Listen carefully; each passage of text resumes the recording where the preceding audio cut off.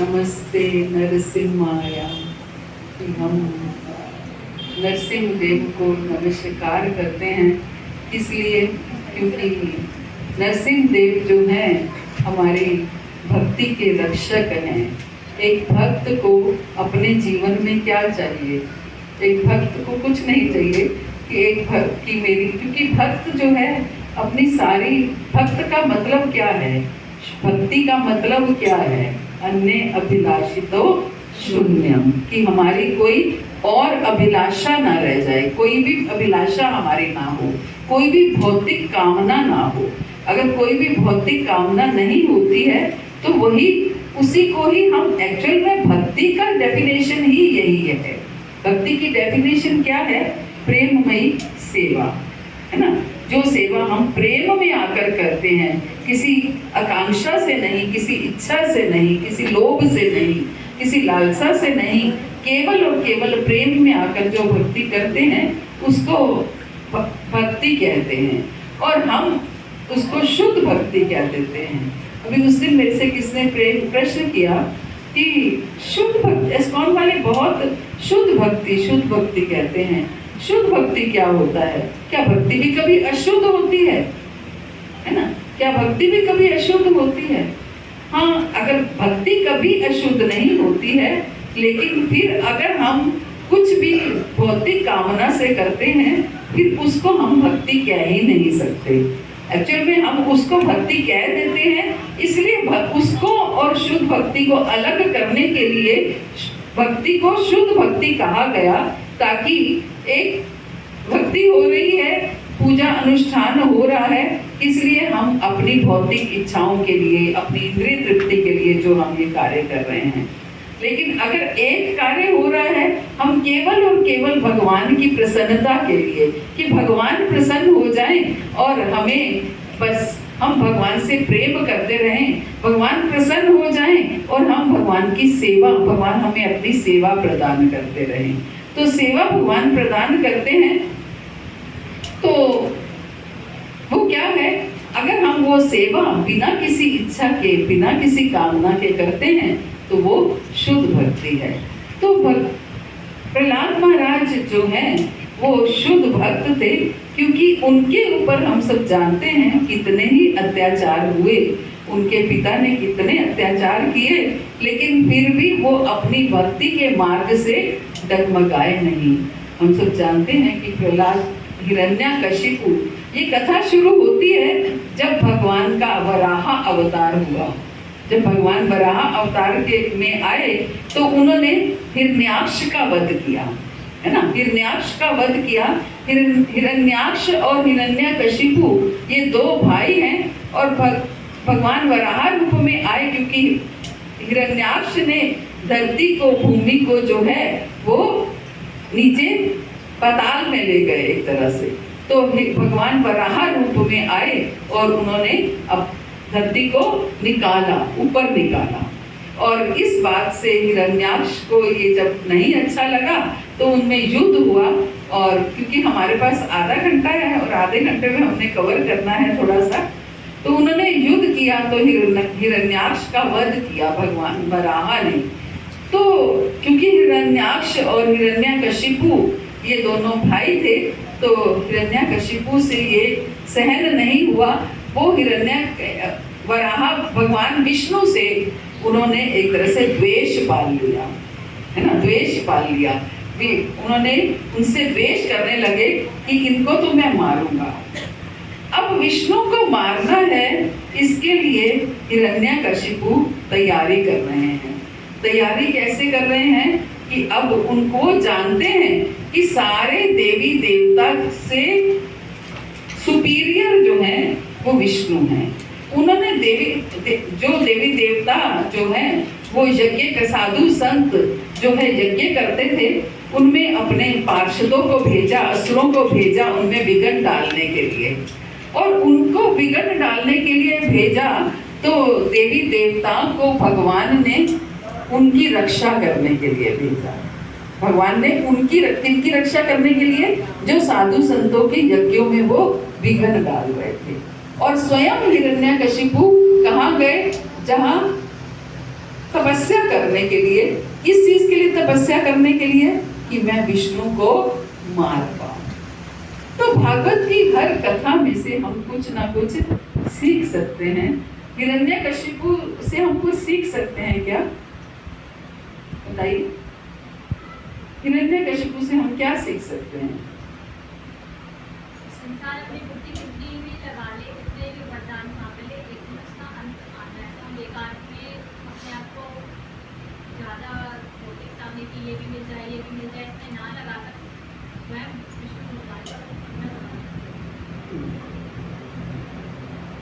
कि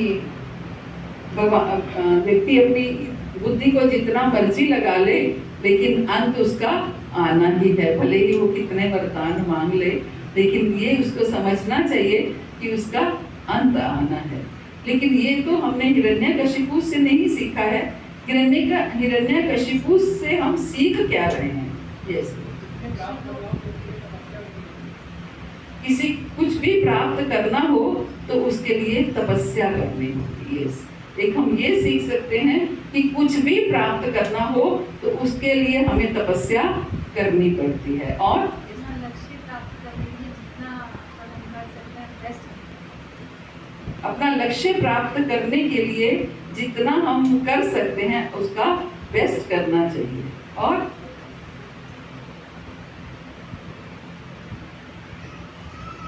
सबसे मुख्य हम हिरण्यकशिपु से सीख सकते हैं कि जो मनुष्य लोग भी विष्णु को परम तत्व नहीं मानते हैं, वो हिरण्यकशिपु असुर होकर इस बात को समझ रहा है कि विष्णु परम है, सुप्रीम है, उसको मारना आसान नहीं है, उसके लिए मुझे तपस्या करनी पड़ेगी। बिना तपस्या किए मैं उसको नहीं मार सकता।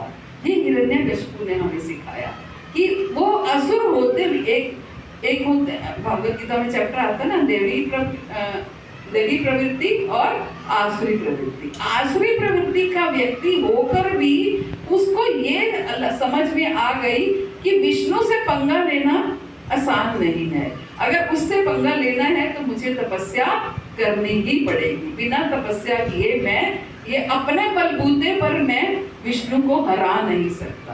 ये उसने पहले ही, क्योंकि अगर ये उसने कभी ना समझ लिया होता तो वो तपस्या नहीं करता, वो सीधा तपस्या करने के लिए चला गया। उसने एक बार भी पहले ये नहीं किया कि पहले उसने ट्राई किया हो कि मैं युद्ध करके तो देखूं, उसने ट्राई नहीं किया, सीधा पहले तपस्या की, उसके बाद युद्ध उसने स्टार्ट किया, है ना।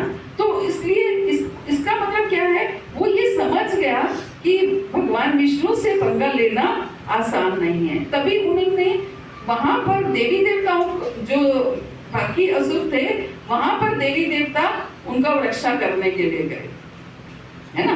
देवी देवता जहाँ उनको उनकी वहां रक्षा कर रहे हैं, उनकी साधु संतों की रक्षा कर रहे हैं, वहां पर उसने अपने जूनियर असुर भेज दिए, खुद नहीं गया। खुद कहाँ गया? विष्णु से पंगा लेने के लिए, है ना। तो इससे क्या समझ में आई कि असुर होते हुए भी उन्होंने भगवान को सुप्रीम माना। लेकिन हम लोग फिर भी भटकते रहते हैं कि हम इस चीज को फिर भी जन्म जन्म लगा देते हैं कि विष्णु कौन है, हम इसको समझने में जन्म लगा देते हैं। ये हिरण्यकशिपु हमें समझाते हैं। और फिर तपस्या करने लगे, और तपस्या से इतनी तपस्या की कि उनकी बॉडी से इतनी हीट निकलने लग गई, इतनी हीट निकली बॉडी से कि सारे देवी देवता जो है थर थर कांपने लगे। उनको इतनी गर्मी, ऐसे लगा अग्नि चारों तरफ हो रही है और वो जल रहे हैं, अग्नि में जल रहे हैं। तो सारे देवी देवता ब्रह्मा जी के पास गए कि ये क्या हो रहा है, हिरण्यकशिपु को रोको कि इतनी हीट निकल रही है, वो इतनी तपस्या कर रहा है। तो ब्रह्मा जी जो हैं उनके पास गए कि ठीक है, मैं तुम्हारी तपस्या से बहुत प्रसन्न हूँ और मांगो, क्या मांगते हो। तो हिरण्यकशिपु ने क्या मांगा कि मैं अमर होना चाहता हूँ, मैं अमर होना चाहता हूँ, मैं मरना नहीं चाहता, मैं अमर होना चाहता हूँ। तो ब्रह्मा जी क्या बोले कि अमर तो मैं स्वयं भी नहीं हूँ, भले ही मेरी आयु ज्यादा है लेकिन अमर तो मैं स्वयं ही नहीं हूँ। जो चीज मेरे पास ही नहीं है वो मैं आपको कैसे दे दूँ, और कुछ मांगो। तो ब्रह्मा जी भी जानते थे कि ये भी कोई कम चतुर नहीं है, लेकिन मैं इससे भी ज्यादा चतुर हूँ। तो उन्होंने क्या मांगा, ठीक है कि मैं क्या क्या मांगा बताइए। ना जल में मरूं ना थल में मरूं, ना सुबह मरूं ना शाम मरूं, रात को मरूं, है ना। ना अस्त्र से ना दिन में ना रात में। तो भगवान ने कौन सा समय चुना, संध्या समय चुना। और क्या मांगा, ना घर ना घर में मरूं ना बाहर मरूं। तो भगवान ने कौन सा समय मांगा, दहलीज पे उनको मारा। और ना किसी शस्त्र से मरूं ना अस्त्र से मरूं। तो भगवान ने किससे मारा, अपने नाखूनों से मारा, जो कि एक एक्सपेंशंस हैं, बॉडी का भी पार्ट नहीं है, एक्सपेंशंस हैं। तो भगवान ने नाखूनों से उनको मारा। और ना देव से ना दानव से, ना मनुष्य से मरूं ना पशु से मरूं। तो भगवान ने एक अलग ही अद्भुत रूप जो है वो प्रकट किया। कभी उसने सोचा नहीं होगा कि अद्भुत रूप भगवान प्रकट करेंगे। तो ना मनुष्य से मरूं ना पशु से मरूं, तो उन्होंने एक अद्भुत रूप प्रकट किया। और इन 12 महीनों में मैं किसी महीने में ना, और उसने बोला कोई चांस नहीं रहेगा कि 12 महीनों में से मांग लूंगा तो कोई चांस नहीं रहेगा, तो कोई दिन बचता ही नहीं है। तो भगवान ने पुरुषोत्तम मास को क्रिएट कर दिया।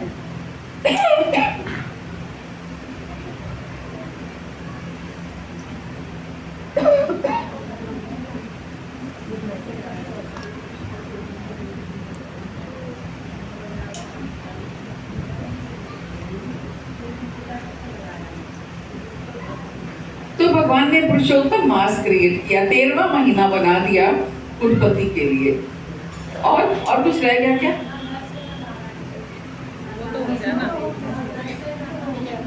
नर से ना नारायण से, हाँ वो हो गया। भगवान ने एक अद्भुत, ना जमीन में ना आसमान में, तो भगवान ने अपनी जांघ पर लिटाकर उसको मारा, है ना। तो कहने का अर्थ ये है कि भगवान अपने भक्तों की रक्षा करने के लिए क्या करते हैं, है ना, क्या करते हैं। उधर जब हिरण्यकशिपु जो तपस्या कर रहा है, उधर इनकी पत्नी कयाधु जो है वो गर्भवती है। कयाधु गर्भवती है, तो सारे देवताओं को लगने लगा कि ये तपस्या कर रहा है, ये तो कुछ ना कुछ और ज्यादा तपस्या करके आएगा तो और ज्यादा बलशाली होके निकलेगा। तो उनको पता चला कि इसकी पत्नी गर्भवती है, तो अब इसके गर्भ में कोई एक और असुर उत्पन्न होगा, तो हम इसका किडनैप कर लेते हैं। उनका ये अर्थ नहीं था कि कोई कुछ गलत मंशा नहीं थी, उनका ये था कि किडनैप करके जब इसका जो संतान उत्पन्न होगी उस संतान को हम मार डालेंगे और इसको वापस भेज देंगे। लेकिन वही रास्ते में उनको नारद जी मिल गए। जब वो क्यादु को लेके जा रहे थे तो नारद जी उनको मिल गए। तो नारद जी ने बोला ये इनको कहाँ ले जा रहे हो? तो उन्होंने नारद जी को सच सच बता दिया। तो नारद जी ने बोला नहीं, इसके गर्भ में जो संतान है वो भक्त है ना, वो भक्त है। तो उन्होंने क्या किया, उन्होंने प्रणाम किया। सबसे पहली बात, नारद जी की कही हुई बात पर उन्होंने विश्वास कर लिया और फिर उन्हें प्रणाम किया और कयाधु के ही उन्होंने 3 बार परिक्रमा की और उन्हें नारद जी के पास सेफ छोड़ दिया ताकि वो अपनी संतान को जन्म दे सके। तो नारद जी ने उनको भगवान की कथाएं, भागवत कथा सुनाई और पूरे 9 महीने उनकी पूरी रक्षा की। और प्रहलाद महाराज ने गर्भ में ही भगवान की कथाएं सुनी। तो इससे पता चलता है कि हम कहते हैं भक्ति का उम्र होती है, भक्ति बुढ़ापे में करना चाहिए। तो प्रहलाद महाराज हमें सिखाते हैं कि भक्ति जो है गर्भ से शुरू हो जाती है ना, गर्भ से शुरू हो जाती है। आजकल के बच्चे शायद कम मानते हैं इन चीज़ों को, लेकिन पहले तो बड़े लोग कहा करते थे अपनी बहुओं को या बेटियों को कि आप गर्भवती हैं तो आप अच्छी अच्छी बुक्स पढ़ो, गीता रामायण पढ़ो, भागवत पढ़ो, ताकि जो संतान है वो भक्त पैदा हो। लेकिन आजकल बच्चों के पास समय ही नहीं होता और दूसरा मानते भी नहीं है। तो इस तरीके से ये बात हमें वो सिखा के गए कि एक गर्भवती महिला को क्या सुनना चाहिए, क्या पढ़ना चाहिए, किस तरफ ध्यान होना चाहिए। तो प्रहलाद महाराज जो है आए, प्रकट हुए और प्रहलाद महाराज को स्कूल भेजा गया। अंड और षंड और अमर जो है वो उनके जो गुरु थे, शुक्राचार्य जी के पुत्र थे वो, और उनको भेजा गया और वहां पर उनको शिक्षा देने के लिए। लेकिन वो जो कुछ भी बोलते रहते थे, शस्त्र विद्या जो भी उनको सिखाते थे, प्रहलाद महाराज की उनमें कोई रुचि नहीं थी। कोई भी कुछ नहीं सुनते नहीं थे वो, बल्कि जब रिसेस पीरियड होता था तो सारे बच्चों को इकट्ठा कर लेते थे कि चलो खेलते हैं, और खेलने के बहाने उन्हें भक्ति का ज्ञान देते थे, अपने सहपाठियों को भक्ति का ज्ञान देते थे। तो इससे क्या सीखते हैं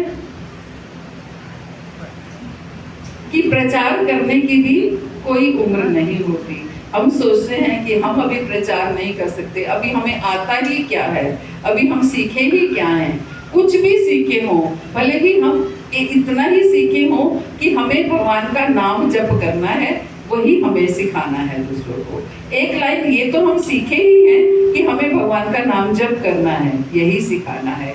हम एक लाइन ये सीखे हैं कि हमें भक्तों का संग करना है, तो ये सिखाना है। जो सीखे हैं वो सिखाना है। प्रहलाद महाराज ने हमें ये सिखाया कि उन्होंने जो कुछ भी सीखा गर्भ में, वो उन्होंने अपने सहपाठियों को सिखाया। तो अब एक दिन उनके पिता ने उनको बुलाया कि बोलो क्या सीखा है तुमने। तो उन्होंने क्या सुना दिया है? विष्णु परम आराध्यम और नवदा भक्ति, है ना, नवदा भक्ति सुना दी उनको। श्रवणम कीर्तनम विष्णु स्मरणम पाद सेवनम अर्चनम वंदनम साख्यम दास्यम आत्मनिवेदनम। तो हिरण्यकशिपु बड़े परेशान हुए और बड़े क्रोधित हो गए। ये क्या, मैंने तुम्हें इसके लिए भेजा था, तुम क्या सीख करके आए हो? बुलाओ इनके गुरुजनों को। उनको बुलाया गया और उनसे पूछा गया तुमने क्या सिखाया है? हमने तो ये नहीं सिखाया है, ये कहाँ से सीख के आया है ये हमें नहीं पता है, लेकिन हमने इसको ये नहीं सिखाया है। तो उसे वार्निंग दे दी गई कि अगर तुम ये नहीं छोड़ोगे तो मैं तुम्हें मार डालूंगा। लेकिन जो दृढ़ भक्त होते हैं वो मरने से नहीं डरते कि मुझे तो भक्ति करनी है तो मुझे करनी है, भले ही आप मार डालो। तो कई तरीके से उनको मारा गया। जो लोग भी वहाँ गए हैं, अहोबिलम गए हैं, तो उन लोगों ने उन सब स्थानों के दर्शन किए होंगे। कौन कौन गया अहोबिलम? 2-3 लोग ही गए हैं। तो उन सब स्थानों के दर्शन किए होंगे जहाँ जहाँ प्रहलाद महाराज को यातनाएं भी दी गई, है ना। प्रहलाद महाराज को यातनाएं दी गई, उन्हें ऊपर पहाड़ से नीचे फेंक दिया गया। वो पहाड़ अभी भी दिखाया जाता है वहाँ पर। और उनको जलते तेल में डाल दिया गया और साथ में होलिका अग्नि में लेकर के बैठ गई। सांप का है, हाँ, वो स्कूल भी है वहाँ पर। तो होलिका अग्नि में लेकर के बैठ गई कि होलिका को वरदान मिला था कि वो कभी आग उसको जला नहीं सकती। तो जब होलिका को ये तो वरदान था उसको जला नहीं सकती, तो ये कहा गया कि ठीक है तुम अपने इसको प्रहलाद को लेकर के बैठो, प्रहलाद जल जाएगा, तुम तो बच ही जाओगी।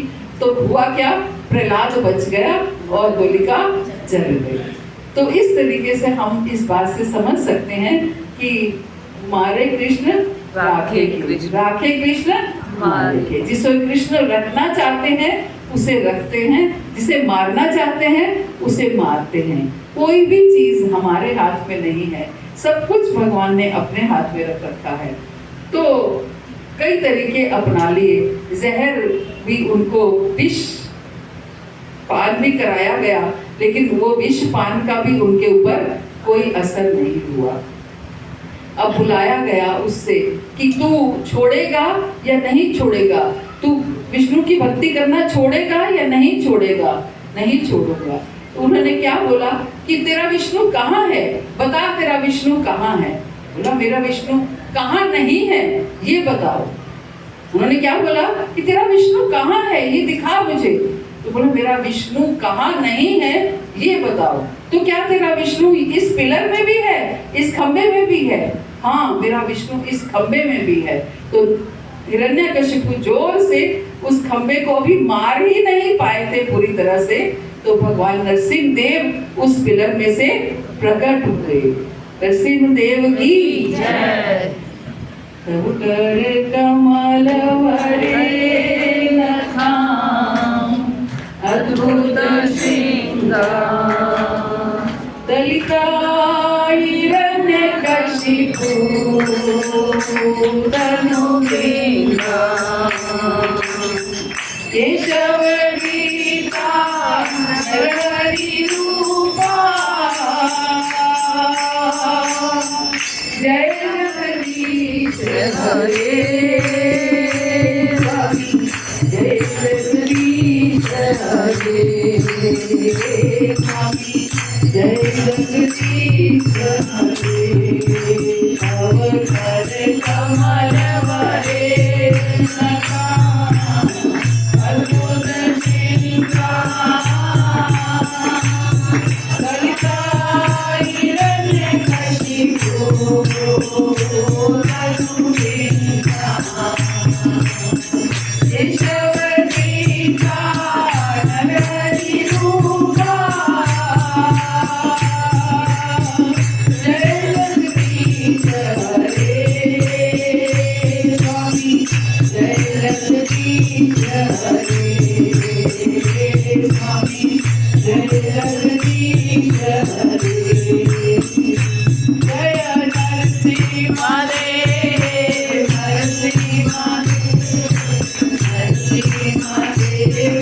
देव जय नरसिंह देव जय नरसिंह देव नरसिंह देव नरसिंह देव जय नरसिंह देव जय नरहरि नरहरि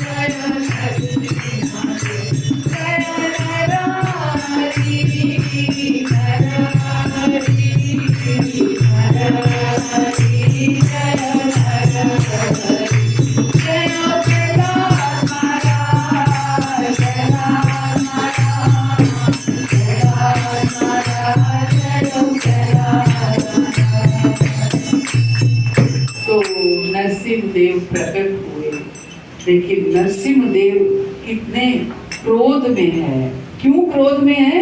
क्योंकि उनके भक्त को यातनाएं दी जा रही हैं। और किसने यातनाएं दी हैं? हिरण्यकशिपु ने। अब क्रोध में है। अब देखिए क्रोध कितना आवश्यक है। बिना क्रोध, भगवान ने क्रोध की प्रोग्रामिंग क्यों की? इसीलिए की कि जो भी भक्त या भगवान को कोई कष्ट पहुंचाएगा वो उनके ऊपर क्रोध किया जाएगा। अगर किसी का वध करना है तो बिना क्रोध के क्या वध हो सकता है? प्रेम से पुचकार करके तो वध नहीं हो सकता। आजा मेरी गोदी में बैठ जा तेरा वध कर दूं, ऐसा तो नहीं हो सकता है ना। तो क्रोध आना आवश्यक है।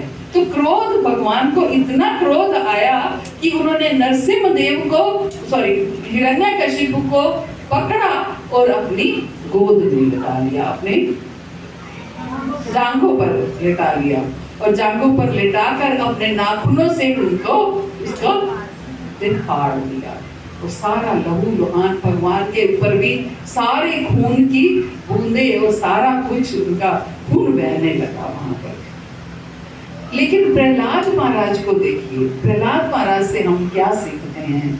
कितना भी कष्ट आ जाए, कुछ भी हो जाए, लेकिन उनमें भगवान इतने क्रोध में है कि फुफकार रहे हैं, क्रोध के मारे वो फुफकार रहे हैं। लक्ष्मी जी आई हैं भगवान को ठंडा करने के लिए, है ना, ठंडा करने के लिए, लेकिन वो लक्ष्मी जी की भी से भी उनको वो ठंडे नहीं हुए, उनका क्रोध शांत नहीं हुआ।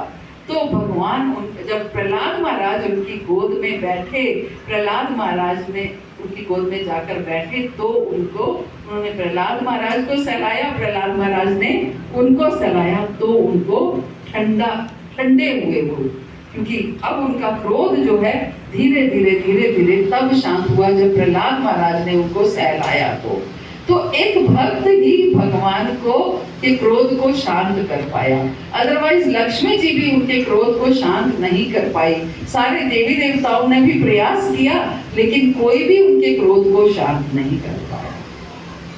अब भगवान जब आते हैं तो भगवान हमेशा क्या कहते हैं, मांगो, क्या मांगते हो प्रहलाद, मांगो। तो प्रहलाद क्या मांगते, नहीं प्रभु मुझे आप बिजनेस करना मत सिखाइए, मुझे डील करना मत सिखाइए, मुझे कोई डील नहीं करनी है, मुझे तो बस आपकी भक्ति करनी है, मुझे आपसे प्रेम करना है, आपकी सेवा करनी है। तो नहीं प्रहलाद कुछ तो मांगो। तो क्या मांगा प्रहलाद ने? सबसे पहले उन्होंने मांगा कि मेरे इन पिता को भी अपने धाम में स्थान दीजिए। जिन पिता ने उनके ऊपर इतना अत्याचार किया तो मेरे इन पिता को भी अपने धाम में स्थान दीजिए, है ना। ये पुत्र हैं जो पिता ने कुछ भी किया हो लेकिन पुत्र अपना कर्तव्य निभाने से पीछे नहीं होते। तभी कहते हैं जिसके घर में एक कृष्ण भक्त, एक विष्णु भक्त उत्पन्न हो जाता है उसकी 14 पीढ़ियां तर जाती है, उसकी 14 पीढ़ियां तर जाती हैं, 7 अगली 7 पिछली सब पीढ़ियां तर जाती हैं जिसके घर में एक कृष्ण भक्त उत्पन्न होता है। तो प्रहलाद महाराज किसके घर में? असुर परिवार में उत्पन्न हुए, लेकिन अपने पूरे परिवार को वो तार करके ले गए केवल अपनी भक्ति की दृढ़ता से। दृढ़ भक्त थे, बस उनको वो तार करके ले गए। तो ये सबसे पहले मांगा। और फिर क्या मांग रहे हैं? और मांगो। तो प्रहलाद महाराज कह रहे हैं कि मुझे भक्तों का संग दीजिए, मुझे आपके प्रेमी भक्तों का संग चाहिए, मुझे आपके ऐसे भक्तों का संग चाहिए जो केवल निष्काम भाव से आपकी पूजा अर्चना, आपकी भक्ति करते हो। ये भक्तों का संग मांगा, क्योंकि बिना भक्तों के संग के भक्ति संभव है क्या? नहीं संभव है। बिना भक्तों के संग के भक्ति संभव नहीं है। बिना घर बैठ के हम कुछ नहीं कर सकते। आप एक जो हमने आज नरसिंह मंत्र की जो माला की है, हम अकेले बैठ के घर में वो भी नहीं कर सकते। यहाँ एक संग में करते हैं तो हम कर पाते हैं, अदरवाइज नहीं कर पाते। तो भक्तों का संग होना ये बहुत आवश्यक है। भक्तों के संग में हम भागवत रोज पढ़ते हैं। अगर हम अकेले हम सोच लें तो एक दिन पढ़ेंगे, 4 दिन पढ़ेंगे, एक दिन फिर बीच में कभी ना कभी छूट ही जाएगी। भक्तों के संग में हम रोज पढ़ लेते हैं, रोज सुन लेते हैं। इसलिए प्रहलाद महाराज ने क्या मांगा? मुझे भक्तों का संग दीजिए। और मांगो प्रहलाद, और मांगो। तो प्रहलाद ने क्या कहा? कुछ ऐसा कीजिए कि मेरी कुछ मांगने की इच्छा ही समाप्त हो जाए। प्रभु कुछ ऐसा कीजिए कि मेरे अंदर कोई इच्छा ही जागृत ना हो, कुछ मांगने की इच्छा ही जागृत ना हो। तो भगवान ने तथास्तु कहा और भगवान हर स्थान पर, वहाँ अहोबिलम में कई स्थानों पर रुके और फिर उन्होंने प्रस्थान किया। भगवान नरसिंह देव का कोई लाइफ स्पैन नहीं है। जैसे राम और कृष्ण आए तो उन्होंने जन्म लिया, उनकी बाल लीलाएं खेले, बड़े हुए, विवाह हुए, लेकिन नरसिंह देव का कोई भी ऐसा लाइफ स्पैन नहीं है। वो केवल और केवल प्रकट किस लिए हुए?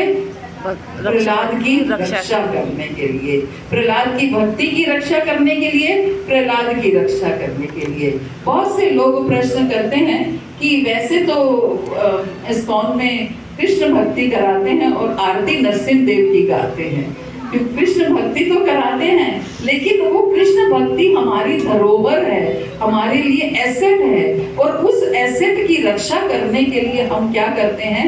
हमारे घर में जो भी गोल्ड होता है, जो भी वैल्यूएबल चीज होती है, उसको हम लॉकर में रखते हैं। तो नरसिंह देव हमारे लॉकर ऑपरेटर है, जो हमारी भक्ति को अपने लॉकर में रखते हैं और उसकी रक्षा करते हैं। इसलिए नरसिंह देव का की हम रोज पूजा करते हैं। आप देखिए कि हम लॉकर में सामान भी रखते हैं, गोल्ड भी उन्हें दे आते हैं, सारी वैल्यूएबल चीजें भी उन्हें दे आते हैं और बदले में पैसे भी देते हैं, है ना। उनको धन भी देते हैं कि आप हमारे सामान की रक्षा करते हो। तो नरसिंह देव को हम धन तो क्या देंगे, हम केवल उनकी हमेशा उनकी आरती गाकर, उनकी पूजा अर्चना करके उनको प्रार्थना करते हैं उनसे कि आप ही हमारी भक्ति के रक्षक हैं। हम तो पूरी तरह से कर भी नहीं पाते हैं, जो भी हम करते हैं तो आप उनकी रक्षा कीजिए, आप भक्त की और भगवान की रक्षा कीजिए। भक्त को भी बचाते हैं भगवान और भक्ति को भी बचाते हैं नरसिंह देव। इसलिए आज के दिन ये बहुत महत्वपूर्ण है, हमें बहुत ही प्रसन्नता से इसका वो करना चाहिए। बाकी जो भी आज हुआ, मैं फिर से उसके लिए कहती हूँ, कुछ भी मलाल करने की आवश्यकता नहीं है।